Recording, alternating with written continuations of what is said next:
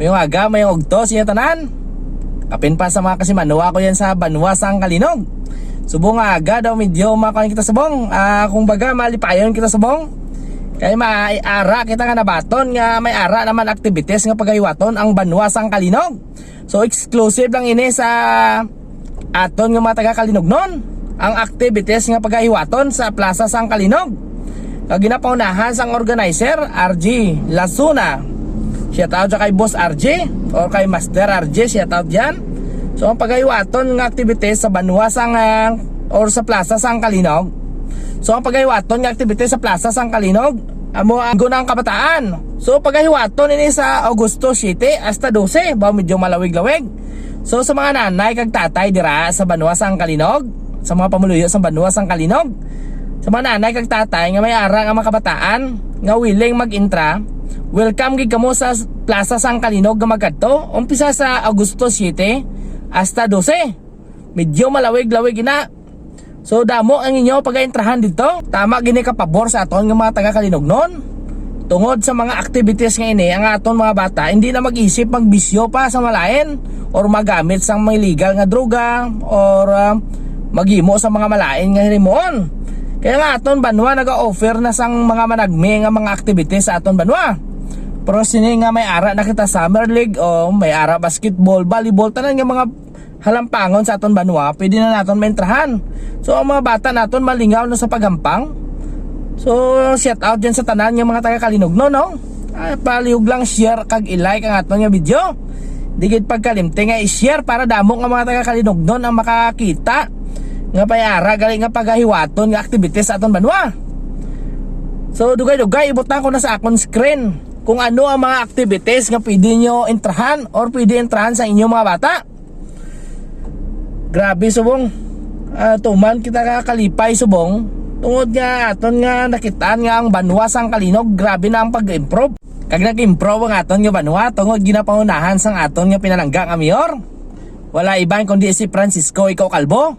Kag sang iya man mga kaupod, ang iya vice mayor kag iya nga mga SB member. Madamo nga salamat sa tanan nga nagbuylog sa sining activities. Kag aton luwat i-shout out si RJ Lasuna, ang organizer sa activities ngayon Madamo nga salamat. Damo na mga activities subong nga summer no. So malipayon mga aton mga kabataan tungod sa summer nga ginatawag. So sa oras nga pagbakasyon nila sa ila pag-eskwela, may ara sila nga intrahan nga mga hampang nga malingawan nila balaw. So sa mga nanay kag tatay dyan sa Banwa sang Kalinog, ano pa ginaulat nyo? Kung may ara ka mga bata nga maayo maghampang sa mga pwede nila intrahan, inyo gid nga pa-register or magkadto lang sa Agosto 7 hasta 12 sa Plaza sang Kalinog. Dira ihil sa Plaza sang Kalinog. Tama gid kapos nga pangitaon. So dugay-dugay no, ay butang na naton. So salamat gid sa pagtan-aw sa akong video. Gabay pa nga malipayon kamo tanan sa adlaw-adlaw aton nga ginapamuyo nga maglawig la aton kabuhi. Kag mayad nga panglawason sa adlaw-adlaw nga tanan. Are ang inyo lingkod no, OFW Mix Vlog. Kita-kit sa Kalinog. Linggo ng Kabataan, halin Agosto 7, Tubtob 12. Ang tema, 10 Skills for Youth Towards a Sustainable World. Bao daw ka namin kid. Kamu na ni ang pwede nyo intrahan sa inyong mga bata. Ano pa ginahulat nyo, mag-intra na kamo? May ara sila essay writing contest. Bao te, kung amo na ang mga talented sa inyong bata, paintrahan nyo na. Kag may ara pagid sila nga poster and slogan contest. Kag may ara pagid nga photography contest. Ba kung manami magsaot imo bata, pwede mo gid ni pentrahon. May ara dance contest, sayaw ng kabataan kontra droga at turismo. Kag kung mahilig mananom ang imo bata, pwede mo man paentrahon sa tree planting activity. Kag may ara mga symposium on youth development. Kag ba kung mahilig ang imo bata mag-online game, ara sila nga Mobile Legends tournament. Ba do ako gid bagay dira sa Mobile Legends tournament inaw, may entra tabla. Kag may ara man sila nga color fun run. Kag may ara man sila nga laro ng lahi. Kag iya ini sa Municipal Youth Development Council. Teka kagamuyad to ang mga activities nga pwede intrahan sa inyong mga bata. Sa mga taga Kalinog dyan yung mga akon nga mga kasimanwa, ano pa ginulat nyo? I-share nyo na ang akon nga video sa tanan nga group sa Kalinog.